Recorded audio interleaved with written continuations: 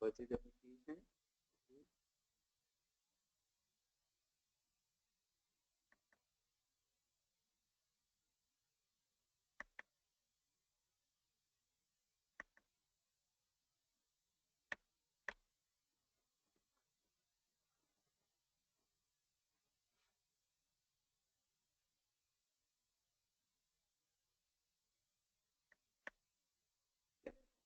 So the purchase application we have created, right?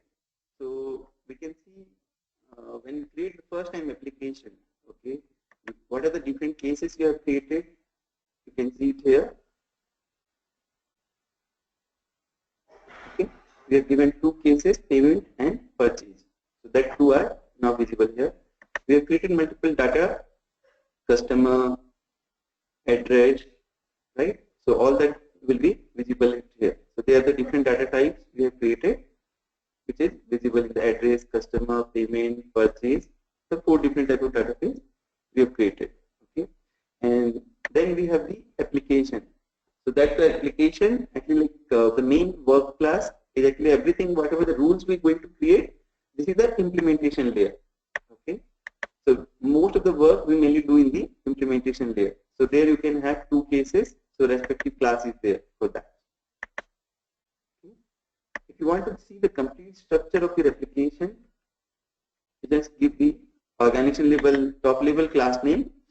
You will get the complete picture of it. So the same way we have seen in the preview, right? Data entity class and the generic class. So the generic class is the FW. So within the FW, you have the framework layer of the application. So this is the framework layer within that, and this is your implementation layer. So this is the same structure. You can see this here and there. You will have the same structure of that. Okay, data and team work. This thing I think I've never seen like that. Okay. There's just a when rule is created something. Geolocation tracking. Okay. So this is the way like your application structure, class structure will be created if you are going to create the framework and implementation. So you can see a data class, INT class, work class. Okay, there are other classes also available, but these are the main classes which we create. Okay, so these are the different class structure which will be created. And if you see the overview of your application, when you first log in, it will open you the same screen. But on the first time, you will get a message that welcome to the first time. Okay. Apart from that, this is the same overview of your application. Here, what is the objective we have written? What are the description we written? What are the different cases we are going to include? All the things will come into that.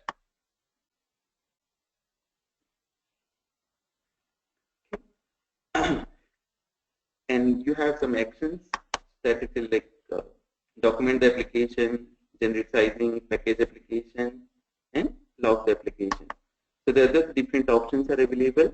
And there is one more rule. Actually, like the Pega, everything is all about a rule. Okay, so application is also a rule. So all the things of a rule is actually everything is associated with a rule form.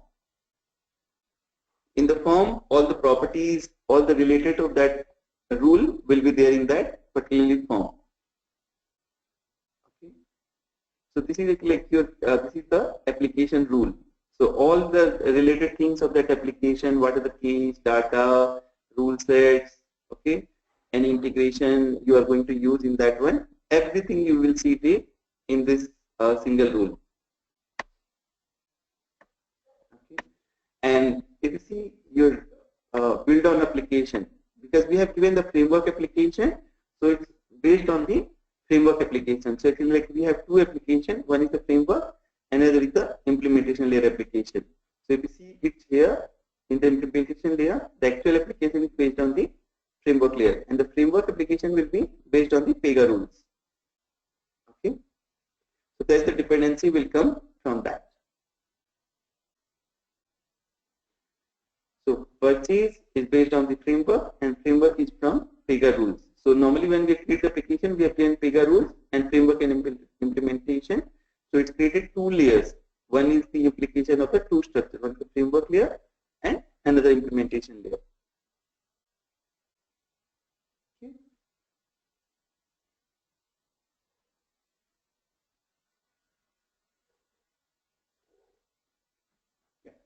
So, so now an application, right? So application consists of many rules.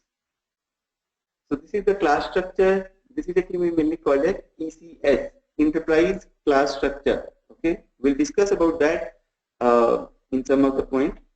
So before that, you can see now your application is this one. Okay, this is the name of your application. Okay, this is the 010101 version. Okay, and this is associated with the one called as rule set. So application consists of different things, right? It consists of a lot of data and all rules as well. So everything in Pega is called as rules. So if it is a rule UI or application or a deployment or data, everything in Pega is called as rules. Okay. So you can see now, if you see all your information, what is there in that application. So how we can rules are categorized. Okay. How do you identify if a rule is a decision, if a rule is a so rule is associated with four things. Okay, we call it type. So if you say I am going to open a new rule, okay, so in your work, I have some process. Okay, so if you say I am going to open the one flow. So this is a flow rule. Okay.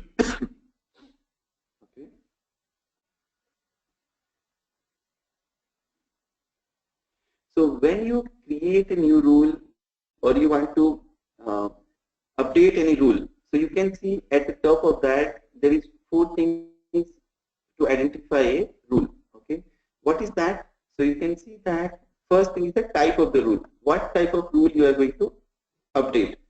So if you say you are saying the name PY default, so PY default you can say is a case as well. It can be also a data transform rule. Actually, there is another rule. This can be also a flow rule as well. So the name only you cannot identify it's what type of rule is that. So you need to check that. If you open the rule, you will see it here. What is the type of the rule? Okay, it's a flow, it's a UI, it's a case, it's a work party, or it's a decision, it's an activity. So first thing is actually your flow type of the rule. Another is the thing called as ID. Okay, what is the identifier to identify a rule? So that it will be named as identifier ID. Okay, and then there is a label which is described that way. What is the name of it? Is the name. So this is the description, or we actually called as short description of the rule name. So actually like that actually we called it short description. So this is the ID and short description of it. So ID doesn't contain any spaces in between that, and it uses camel case. Actually, like normally, it's a good advice to create the name in camel case. So actually, what do you mean by camel case? So every starting word should have capital. All other word be small. So that actually we normally call as camel case. Okay. So this is the ID, label, and type. Next thing is called as applies to class. Okay, so what do you mean by applies to class? So if you see that what it actually belongs to, the applies to class decides the scope of your rule. So if you have a rule, you can use that in the, if you are using a rule in framework class, you can use that in implementation class. But if you are creating a rule in implementation class, you cannot reuse that in framework class, because parent is your framework and your child is your implementation class. So when you are going to create a rule, so based on the reusability of a rule, you can create that in a single place. So if you are now actually I'm going to create into the framework layer. So this is the framework level class, right? So this is the framework level class of the top level of the payment one. So if I'm going to create anything here, I cannot use that in sorry, if it is in the payment, if you see the payment and you have another thing, right, purchase. So whatever the things we are going to create in the payment class, it is not available in the other one. So to do that, actually we need some other structure to create that. So it's depend on that. Now they are in, if we create everything in the work. So if you say work is the parent for both, okay. So work is parent for purchase and the payment. If you so anything you give applies to class in the work class, so it will be available in both payment and purchase. So this one is specific to payment one. So this will be only available in payment one. It will be not available in purchase, this flow rule.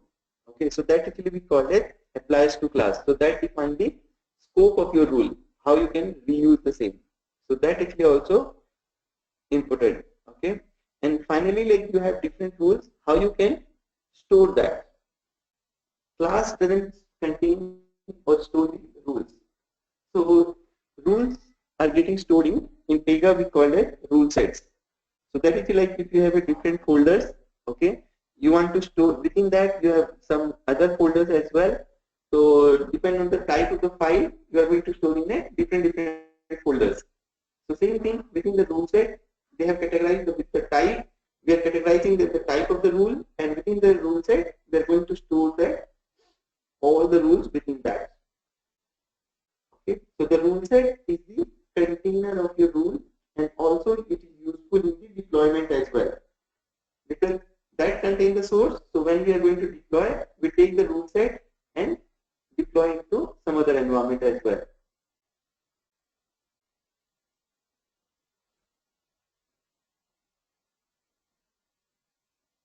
Fine, and rule set follows the version control. Actually, it's also used for version control as well. So what do you mean by version control? Like if you are in some other technology, maybe you are using SVN or GitHub to do the version controlling. But Pega doesn't use any of the version controlling tool. It uses database to store the rule. So behind the scene, actually whatever the rules we are going to create, it is going to store in some table.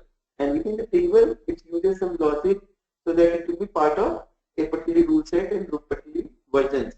So within that, if you can see 010101, okay, purchase FW010101. So what that means is the major, minor, and patch. Okay. So this is actually like when you are actually doing the development, we just increase the patch version. Let's say actually like when we have developed and it is like we part of the team we have developed, and then we move to another one. So we can start with 010102.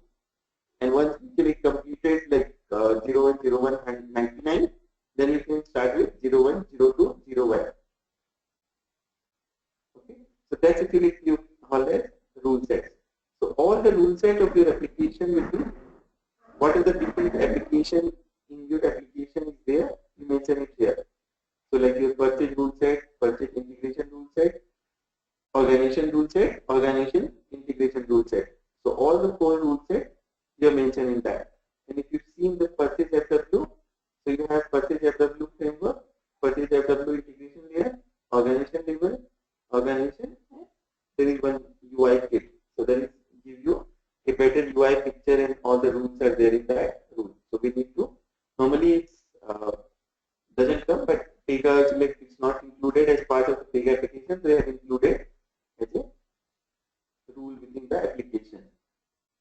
Okay. So these are the different rule sets available within the Pega. So let's see when we are going to open a rule set. Okay. So we are going to open a rule set. Yeah, one more thing we will cover on that.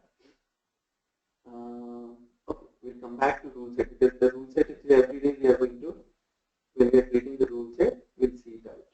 Okay. So you can see this is the rule set. Okay. So how many rules are associated with that? It will show you that.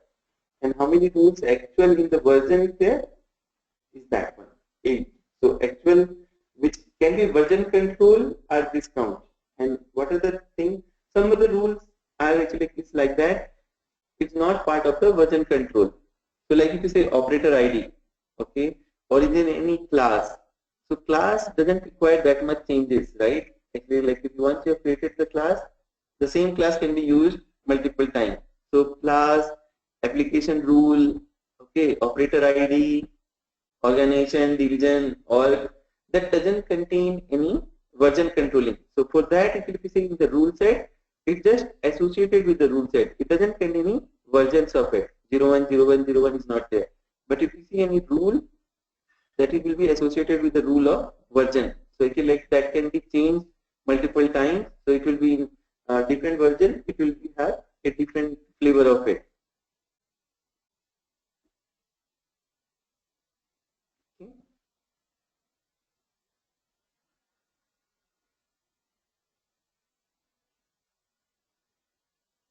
So this way we get the different rule set. So if you see now actually we have opened the rule set. So what are the basic things actually in the rule set? So this rule set contains the all the counts. So the rules which can be version controlled or the rules which cannot be version controlled. And here we get the actual count of the rule which cannot be version controlled, which can be version controlled.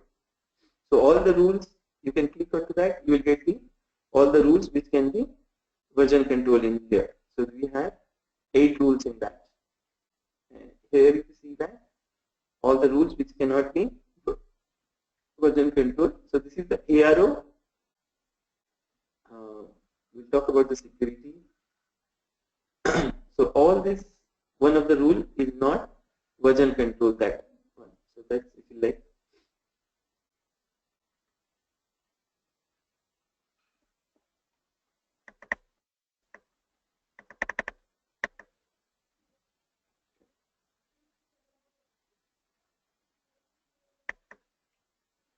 Okay. Yeah. So like see, you are working on 01, 01, 01 versions, and like you are done, like you can log and save that one. And if you don't want, if you say you want to create a one more version, so if you see plus icon there to create a one more patch version of it.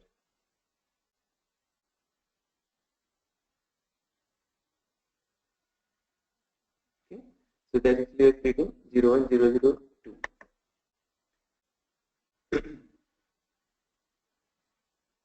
So it's created one more version of it. Okay. So currently, like we don't want actually to use the 0102 label, so we can log the same.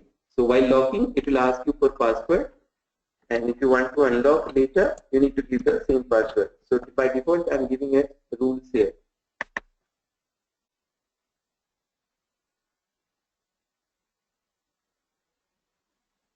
Okay.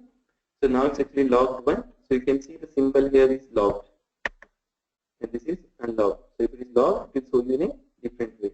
So I cannot edit, delete, or modify any rules within this rule set. If it is logged, if it is unlocked, I can go for edit, delete, and modify. Okay.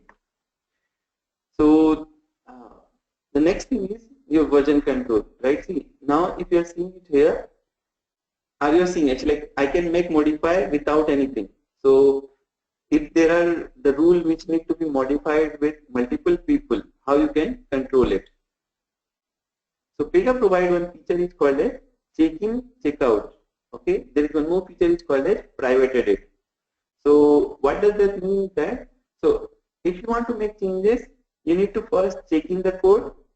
You need to check out the code. Once you have made your changes, you need to check in the code again, so that others people will pick it up from there. So currently, this one actually the feature is not there in current rule set. So if you go to the rule set and if you go to the security tab, you will see the feature called as use checkout. So by default, this checkbox is not enabled because we don't want to emphasize. So Pega actually like by default it will be not checked. So if you say I want to give this feature, use checkout feature, I saved it. Okay. And now if I go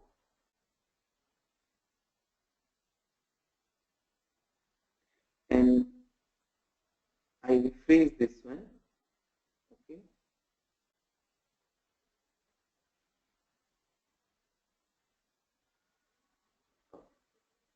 Still, sorry. Actually, this is the purchase FW. So this is like this. That's why the option is not coming. I'm going to open from the implementation there.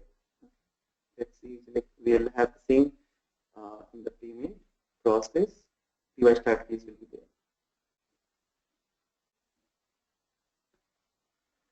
Oh, this is the PY default rule. So now you can see that.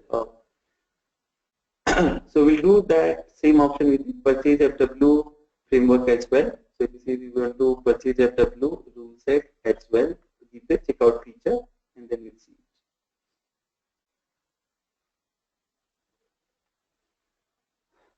So we have given that now, and we're going to open the same PY start case now. So you will see a difference. So you can see that currently, like, you cannot edit anything. If you are able to edit it, also you are not able to save it without checkout. So this is actually like Pega provides a feature. If you want to work, multiple people wants to work, and how to control to work in it, so that actually like no one work will be like it can be hampered. So I need to first check out the rule. So I will get the exclusive control on the rule. So I can update and modify the changes on the rule. So this is actually we call it check-in. Okay. So if you see, like I'm just making one small. So if you just start writing test. Okay. So the same name will be just displayed here. So I can just save it. Now actually I'm able to save it. And if I not check out, I'm not able to save that. So actually once you want to make the changes, you first check in the code, check out the code, and then you are able to make changes. And once you are happy with your changes, you can check in the code. And you need to give a comment. And all the rules which are working, you can see it from your private one. So all the rules which is your, so currently like I checked out that rule, so I can able to see that out here. Okay. If I remove it from here, like if you are not happy with the rule you want to make, you can also discard it also. So it's like I'm discarded that. So what will happen is, now actually the same name will come back. If the changes will be not saved, and it will come back to checkout stage. If you go to the private, you will not see anything here. Fine. So this is the check-in and checkout feature of any rule. Let's say I have made changes. Okay. And this is the way. So now there is one more feature which is we call it private edit. So what do you mean by private edit? So now if you say I have checked out this rule from a user admin. Okay. Now actually like I'm going to create a new operator. So actually this is the operator of the current operator, right? So this is the current operator. I'm going to create a new operator from that. So normally if you have to create the similar rule, so you can just go and save as that. You have 4 different model user. So just you can save as and give the different ID on that. So you see here, I just give you okay, at the rate of Mukesh, and I give Mukesh. Okay.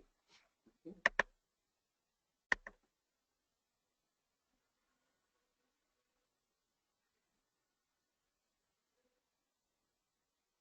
So this is a new operator is now there.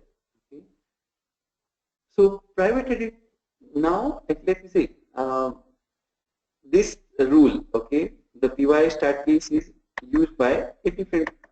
Now if you like another user is there. Okay, and he wants to use this rule. So if like I'm logging with new user ID.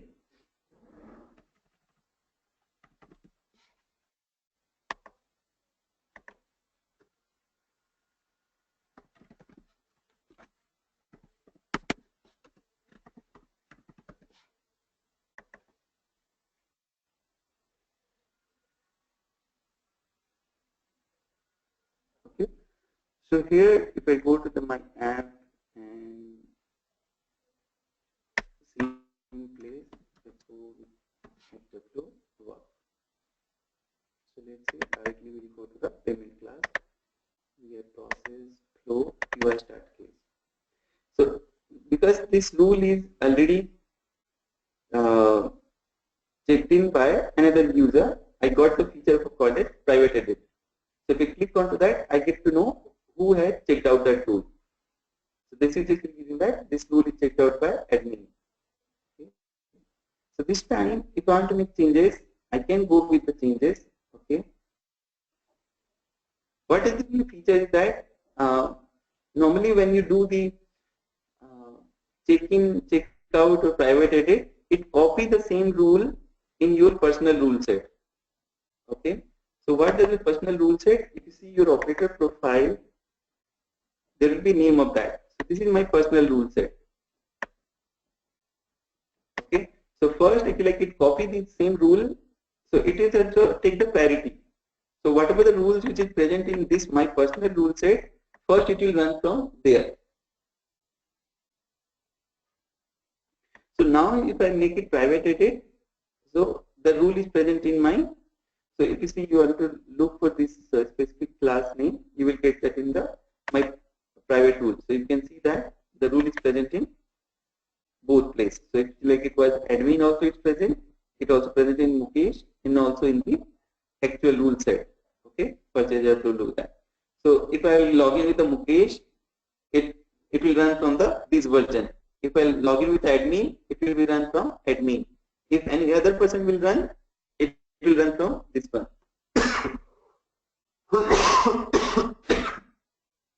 Okay. So this is actually your we called as check-in. So that if you want to check the changes, there is one difference from checkout. Like I cannot give in the same version. So if you say I want to check in now, I cannot use the same version. So this version is already checked out by admin. Okay. So if I give that anyone to comment in this one,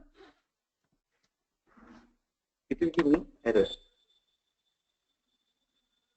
Because this is actually checked out by this one. If I go with another version, so if you have the 2 available, I can check in that with the 2. But 2 is not available as of now, so I cannot check in the code. So I can need to liaise with the admin and get sorted out. So if you say, so this is actually called as private edit feature. So the rule which is already checked out by someone else and you want to make some changes to it, in that time you can do for private edit of that. And another feature is private edit is if the rule set is rules are the part of the logged rule set. So if you say one activity is there at work, okay, this is part of the Pega provided tag and it always comes as a logged rule set. So if you see you click on the log button, you will get to know if the rule set where is the rule is contained is logged. Okay, so you need to check out some unlocked versions to do that. So if you click onto the private edit, then you can able to make some changes to it and able to test it as well. If your changes are working fine with that, you can save that into new version of it. So that's the like 2 use. So one is like it is checked out by someone else, or it's the part of a logged rule set. That time you will get the private edit feature.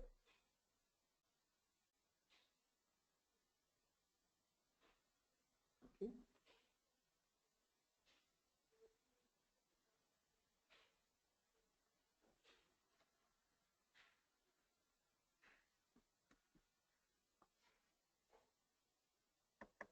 So this is actually all about we need to know about rules and rule sets.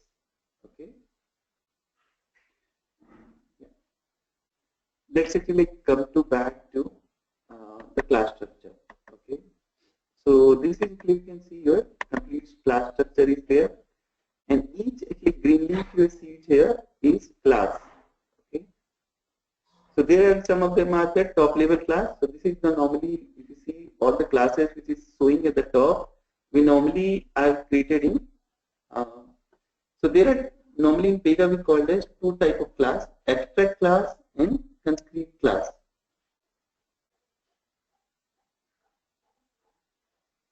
Have you heard about abstract class and concrete class? In Java, actually, anyone can say me what the meaning of abstract class and concrete class in Java?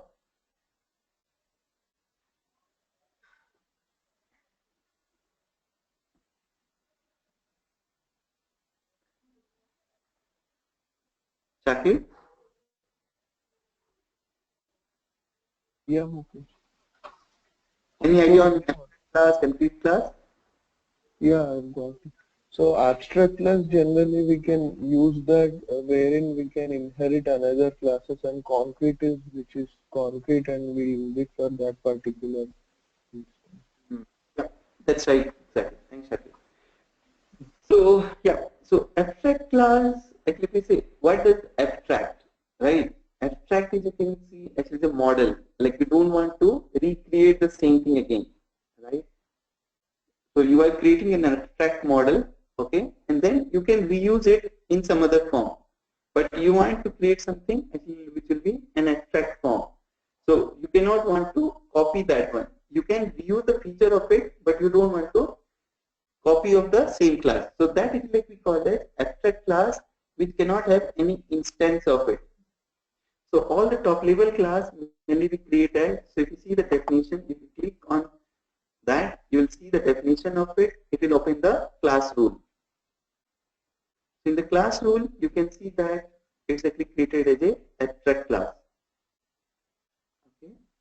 So this is an abstract class, and which version we are going to create, that is the only thing we mention in the abstract class. So all the class, if you see your data class, okay, that will be also abstract class, okay, ing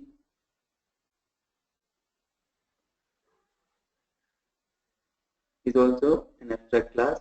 So all the classes in the top level class normally we treated as so within that you have multiple address class. So if you go address class, that will be concrete one, because we want so basically like you say, within that you have different data types, that becomes concrete. And the work class also we have to create the instances of it.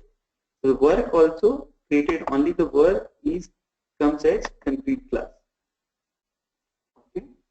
So other data anti top level class, we treat them as an abstract class, but work only the top level class treated as concrete class, because in the, there we are going to create the instances of it, right? So if it is an abstract class, it is not going to associate with any table, but if it is a concrete class, it is going to associate with a table. So all the instances of that class is going to be stored in a database table. So if you say you have this, the top level class is the work, okay, all of them, like it's going back, is going to store in a database connection. So concrete class and abstract class, there is one more difference. So here, for abstract class, we don't have any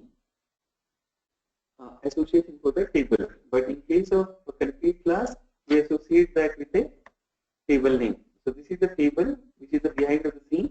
Will be going to create all the instances of this work class, okay, and there will be key, okay, because how we are going to get to the access to the database.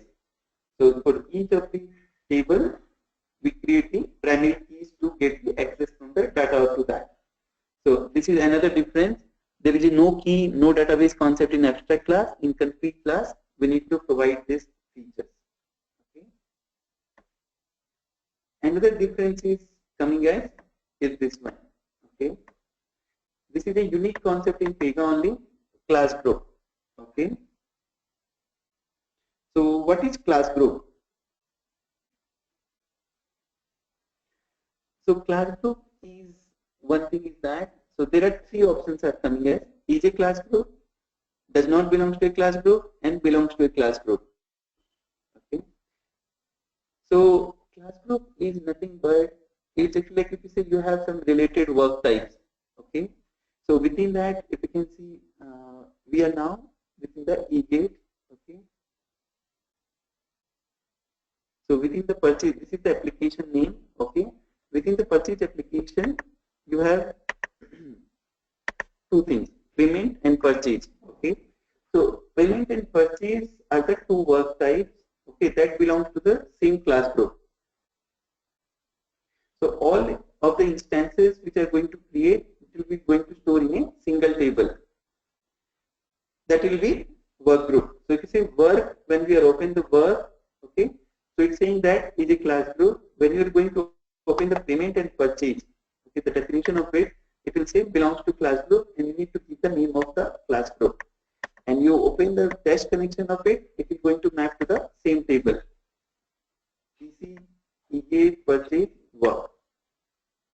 Okay. Same thing, if you go with the purchase, it will be again, it will belong to a class group, and it also maps to the same table. PC, EA, purchase, work. So all the work types, which is a part of the same work group, it will be going to store in a same table. So you are mapping the similar type of the work object in a single class, single table. So that's the concept of class group there. So all the work, okay, so there actually we mainly use the EJ class group and belongs to class group. Okay.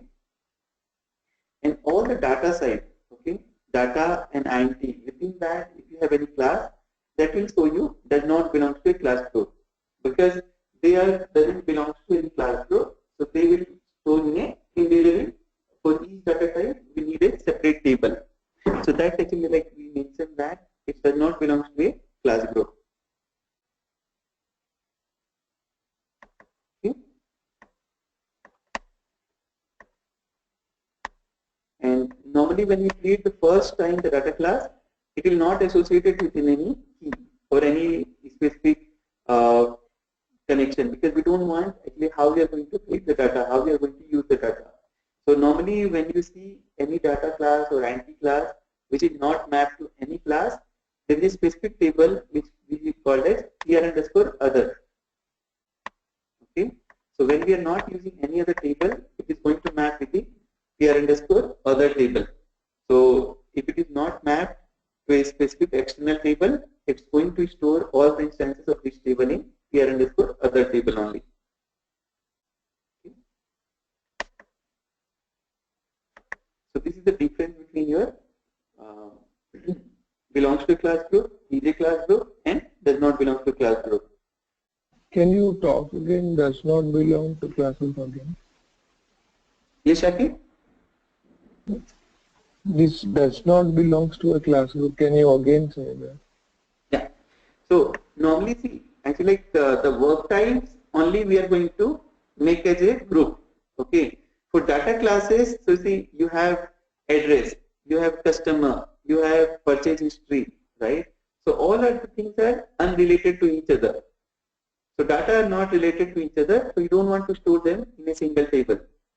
So for that time, that concept is called as they are not belongs to a class group. So they are going to store independently of each other.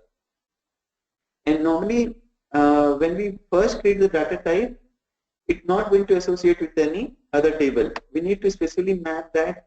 Like sometimes it happens that this information might be stored with the case itself. So if we don't want any mapping of it, we normally don't create any mapping to that.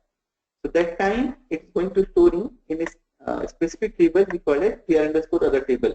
So if there is no mapping of any class with any other table, it will store in the details in this table PR_other. I'll show you in future actually how that can be useful. Okay, how that actually like we can change the data type to a new class later. So currently like it's actually mapped to PR_other. So for any INT class also, if you have any instances, so INT doesn't have anything now. We have not used any integration. So this doesn't have the key as well. Yeah, currently like we see this data address currently doesn't have any fields, right? So if you go there, currently doesn't have any fields, right? We have not defined anything. We have just created the data type, the class only. So which field you want to create for it? So currently you cannot provide any key for that. So it can be an external mapping. This class actually which we are creating, it can be come from an external table as well. So you don't need any Pega provided mapping for that. So that is really different things will come. For the data, actually because that's the information we are going to get. So if you say you have some external table, you are going to get the data from there. So you don't need to mention all the properties like that here. So that's why if you are currently when we are creating the first time, it will be not going to create a specific table for that. When I will discuss about the database, I will tell you more about that. Okay? Okay. Yeah, thank you.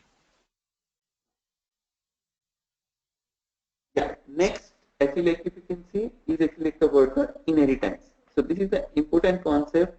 You need to understand that. Okay. So what you mean by inheritance?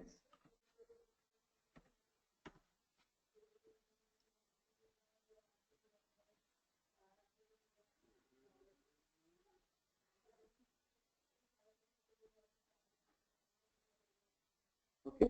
So here you can see actually the structure is there. So if you go to the bottom level of it, so if you say I want to go to bottom level of it. So the class actually you can see from here as well, or you can go and view definition also. You can do it. Okay. In the leaf is a class, so the same class is stored here also. If I click on that, it's going to open the rule for me.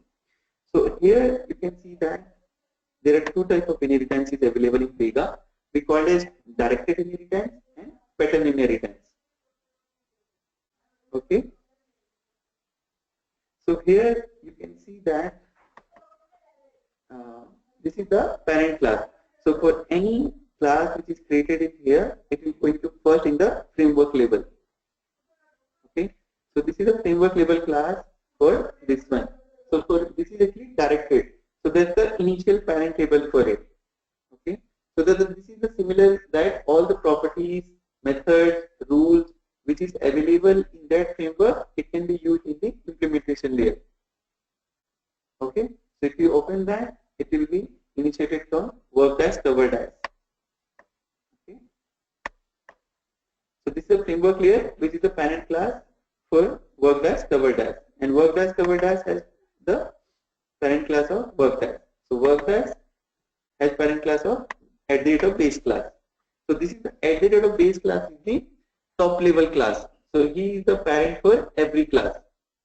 So if you create anything or any rule in the @base class, it will be available across your application. So this is the super class. If you are not finding any rule anywhere, if you create any rule here, it will be available throughout your application. But it is not a good practice for a performance wise to create all the rules in @base class. So that's why we have different classes. So which is specific to which one, we have to create it in a specific layer of it. So we can see that work, okay, @base class, work dash cover dash, framework, and your specific. So this is actually your directed. So each one of them is directed with one parent class. Okay. So another is called as pattern. So what do you mean by pattern inheritance? So actually this is actually directed. Actually, okay, the direct name will be followed. Okay, what is the name of the class you will follow? It will follow make as a directed one. But what actually is the pattern inheritance is? In the pattern inheritance is you are going to use as a name. So if you see, the name of the class is this one, right? It's a big name. E purchase, work, purchase. Okay, and before that you have more classes. E purchase, work. Okay, then you have E purchase, and then you have also E as well. So what actually is saying that it follows the naming convention. So whatever the each class name is there, so all the pattern it will follow in the naming pattern. So all the rules which is present in E will be available in purchase as well. Whatever the rules present in E purchase, it will be available in purchase as well. E-gate purchase work also available in purchase as well. So that we have the naming convention pattern. So how you will see the inheritance? If you click onto that, this window, you will see the inheritance. So if you click onto that, so you can see it here. So the purchase is following the pattern of work, purchase and e-gate, and then it's started with the directed inheritance here. So that's the directed inheritance. So first it follows the pattern, then it go for directed inheritance to look for any rule.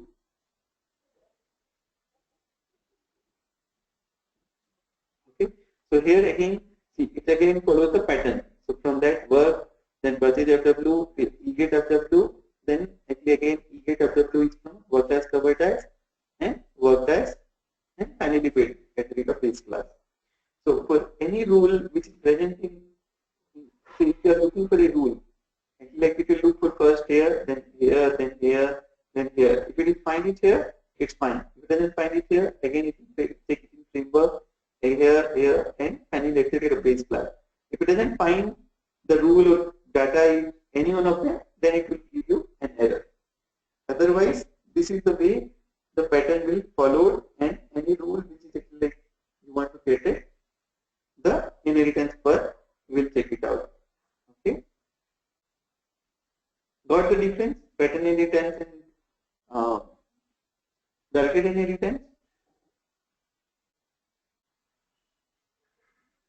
So Mukesh, this first point and the fifth point, like they are created on their own, right? I mean, EZ FW and the first one is EZ purchase directly. So the first one is what, the implementation, or? Yeah, this is actually, this is your implementation, this is your framework. Okay, so by default for everything there will be two, like one is implementation and framework which are created. Yeah, that's actually like depend. Actually, like if we going to create only implementation, there will be no framework. Actually, like when we are creating the application, we have given a framework and implementation, right? Okay, yeah. Yeah, that's why it's the framework layer as well. Okay, fine. So as per the pattern, it first searches in the implementation, and then comes to framework and base class. Right. First, it looks for pattern inheritance and then directed inheritance. Okay. Yeah.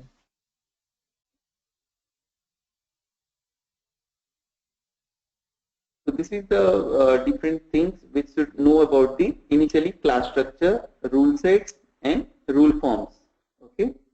There are some of the things which we'll discuss more on tomorrow's class: operators, access group, how we're going to access role, okay, and organization structure like organization, division, unit, calendar, all the rules we'll see it on tomorrow's class.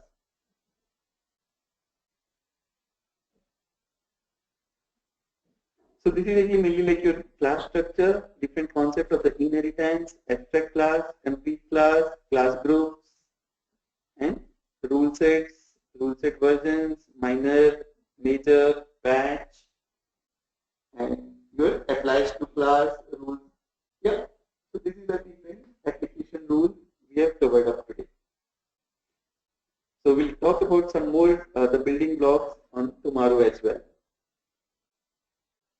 Yeah. Any questions?